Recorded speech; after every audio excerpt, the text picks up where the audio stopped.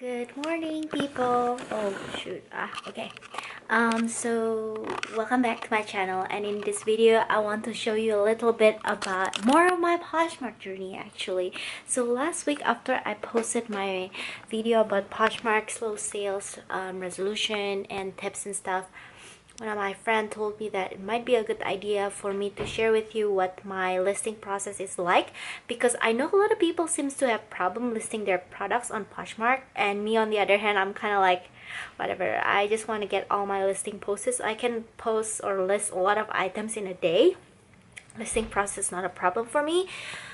A few items before we start though, there's a few different steps when I'm listing stuff. First of all, if I list items from Zara and it's a new Zara, like I go to the store and do like retail arbitrage and find new Zara items, you find a QR code, and I have a Zara application in my mobile phone. Sorry for the interruption. So if I list Zara items as it's new, stuff that I just get from Zara store, it normally comes with a barcode or a QR tag in their like store tag. Basically what I do, I have an application in my phone, on my phone, Zara application, and you can simply scan the barcode and it actually query the item for you. You don't even need to type in, and you can just screenshot or save the pictures from there, and that's the picture that I use for my listing. I oftentimes want to list my item as soon as I buy it, so when I just get back from Zara store in a bus, I'll go ahead and do that search and just list it up. And sometimes within like 10 minutes or something, my item got sold. So like for me, I just want to list it as quick as possible because I think time is money. And yeah, my friend asked me if when I do like stock photos, if I post the real items, a picture of an item or not. It really depends. If it's like new with tag, I don't really think I have to, because basically the item and the picture is kind of like apple to apple. But like if it's not a new item, I probably want to list like the real picture of the product, because you want to know what's the condition of the product. And oh, I also source a lot from Urban Outfitters outlet, and in that case it's really easy. I typically request an email receipt or a paper receipt from them, and it actually write down what's the name of the product. Whenever I Google it, I most likely always find a stock picture of the product, and it's the same case. I normally just post like the picture from the website, because in the outlet the condition is like literally like in good condition, so it's not like worn or anything. So that's that. Now if the product is actually like something that I get from the thrift store, it really depends too. For Madewell, for example, it has a style number on like the little tag on the side. I look up the style number, look up the pictures, and if it's in good condition, I normally like just post the stock photos. If not, then I'll do that, like I'll list whatever available from Google, like the stock photos, and the next day maybe when I have time for pictures, then I'll take the picture of the real product and post it in the product page. So basically in my business model, I want to list as quick as possible, as many as possible. So that's why. Also, now, when I cannot find a product online, I typically go to Poshmark and type all the description. And sometimes I can find it through Poshmark, find the name of the product and Google it, and I find the stock photos. If I really cannot find the stock photos, then I'll actually shoot the picture from home. So here, I'll show you. Since it's a rainy day, I don't take picture on my gray wall because it's actually outside and further away from natural light. So yeah, this is a view from my apartment.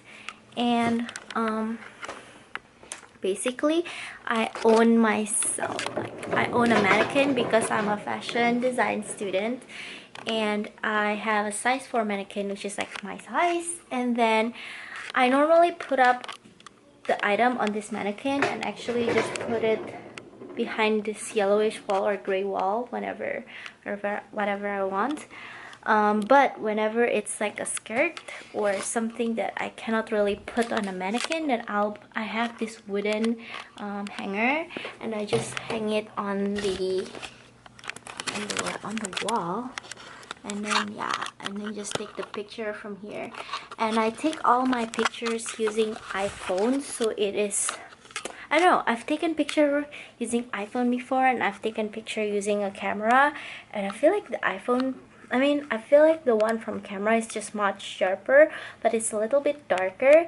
In iPhone, you can like adjust the lighting by scrolling and clicking.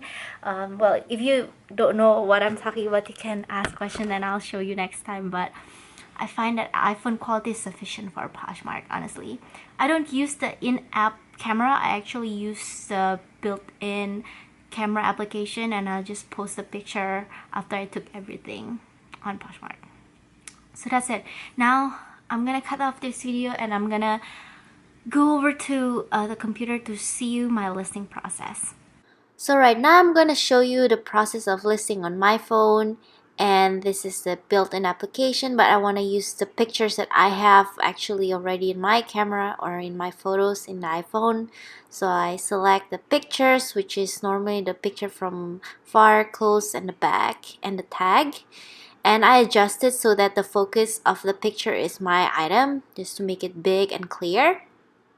This is from a little bit close, the back, and I'm adjusting it so it's centered, and also the tag.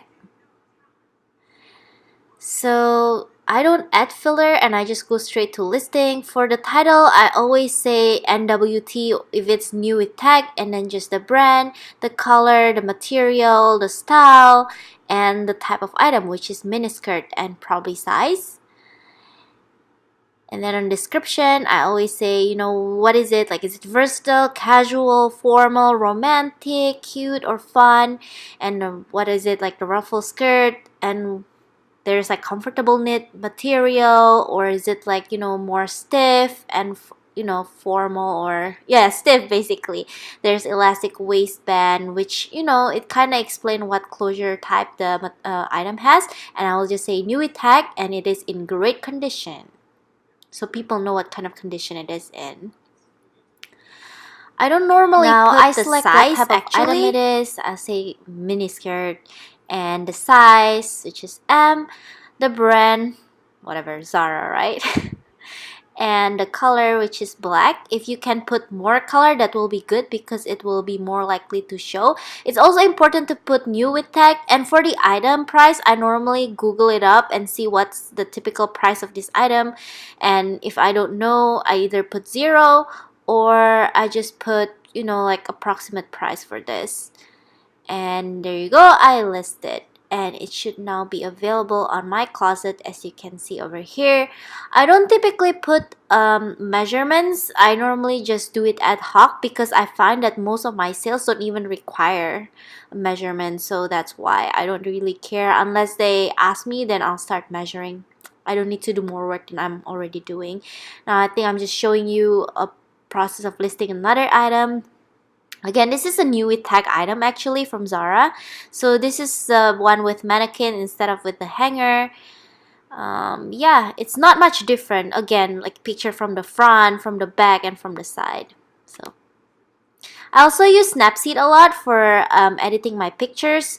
If there is like electric socket, I don't really want it to show really on my picture, so I just kind of heal it to remove it and make it look like a clean background. So I'm doing that right now. As you can see, I heal it and the thing is actually just gone. It's really easy. I measure the brightness if the picture is too dark. I find out that brighter picture do better than the darker ones. So yeah, and make it sharper also by adding this detail, and save it so it's gonna override my original picture, and this is gonna be the picture that I post on Poshmark. Go back to Poshmark. Or maybe do some more. I forgot the back is actually not done yet. So do the same thing. Brighten it up. And probably gonna heal that little thing on the side. Yep, this is gone. Save it. And now I move there and again pick a picture that I already have.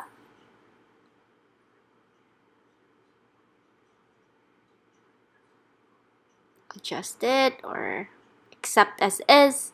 I don't add filter again, and then again new with tag, Zara, whatever, crochet, black, blue, gray top, tank top. You have a limit on description and title. Use it as much as possible and make your keyword actually searchable. I find out that a lot of people are looking for boho, bohemian as a keyword in Poshmark, so definitely use that so that people can find your stuff. Again, new with tag in a great condition. Some people also ask if the tag is attached or not, so sometimes I just put new with tag attached. And then I pick a top and a tank top. Select the size, which is a small. Brand, again, Zara. I do have a lot of Zara in my store. And a color, black, blue, and gray perhaps. New with tag, this is really important when people search for new with tag items. And then the original price, which I don't know exactly, I just give it approximation, and the listing price, which I want, which is market price plus a little bit more. So hi everyone, this is like a few weeks after I actually shoot the video. I'm editing the video and I just realized I didn't make a freaking closing on the video. But anyhow, thank you so much for watching this listing with me videos. Yeah, hopefully this process is really easy. Again, like I mentioned, the most important thing for me is to list early instead of list perfect, because you can always perfect your listing whenever someone asks for it. For example, measurements or pictures. For example, you can make, sometimes I sell pictures, product which has ugly pictures, thinking that I will actually make the pictures better in the weekend, maybe when the light is better, but it's sold before I actually make it perfect. So I think the most important thing is time. Make sure you list as soon as possible, and after that you can always relist it or update the listing by making more prettier pictures, more elaborate description and stuff like that. So thank you so much for watching. See you in the next video. Bye bye.